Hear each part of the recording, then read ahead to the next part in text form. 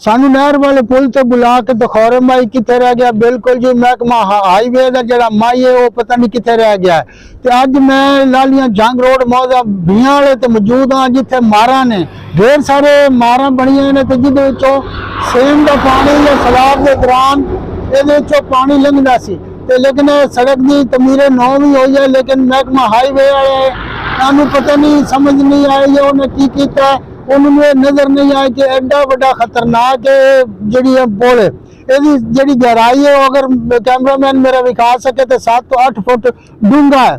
कोई भी हादसा है, इससे पहले भी कि हादसे हो चुके हैं, माली जानी नुकसान होया, लेकिन महकमा हाईवे वाले ख्याल नहीं है कि ये दोवां साइडों ते या तो 3-4 फुट जी है वो दीवार बनाई जाए तो या जंगला लाया जाए, ना ही कोई इतने साइन लगा हुआ है कि पुल है गोनी पुल है, तो ना ही कोई रिफ्लैक्टर लगे हुए ने ते ना ही वो पीली लैन लाते हैं जिसका मतलब होता है खतरनाक है, इस अगे तुम जाओ तो तुहानू हादसा पेश आ सकता है। तो इस बारे लोग की आते हैं उन्होंने तो पूछ लिया कि खतरनाक है, हुण गन्ने का सीजन भी शुरू है, ट्रालियां भी लंघदियां तो रात को डंपरां का भी रश होता है, तो हो सकता है कोई बड़ा हादसा इत्थे पेश आ जाए। जिस पुल के उत्ते असीं अज मौजूद खले आ ना, ये सतह जमीन तो 7 तो 8 फुट की गहराई ते है जी। इहदियां साइडां ते ना कोई जंगला है ना कोई कोई दीवार है, तो आला अफसरान आला नूं साडी अपील है कि इहदे तो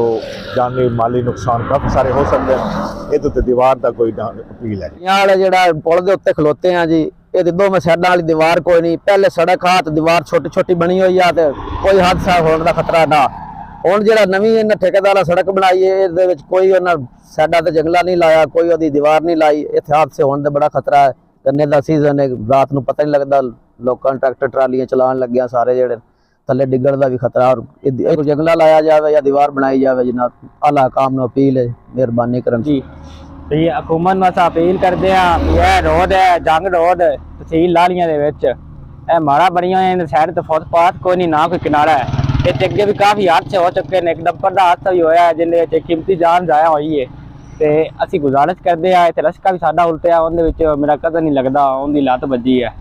सामने। गुजारिश करते हैं या तो फुटपाथ साइड से बनावन या लोहे का जंगला लवावन। हुकूमत की बड़ी मेहरबानी हो सी गई, CM मरियम साहब का भी बड़ा शुक्रिया कर गया सी जनाब। इंतजामिया साहब आ जो पुल दे या दीवार बनी जाए या जंगला लगा जाए, फिर रात के समय कोई पता नहीं लगता, कोई लद्दा कमान लग जाता है वो पुल तो रह सकता है, अगे कोई देख भी सकते हैं, अगले साल भी जो बंदे समय लड़े पे या लोगों का आखना है कि इंतजामिया इसका नोटिस लैके इन्हों के दोवां पासे जंगला लावे या 2-2 फुट दीवार बनावे ताकि पुल का पता चल सके। उन्होंने SBA हाईवे सैयद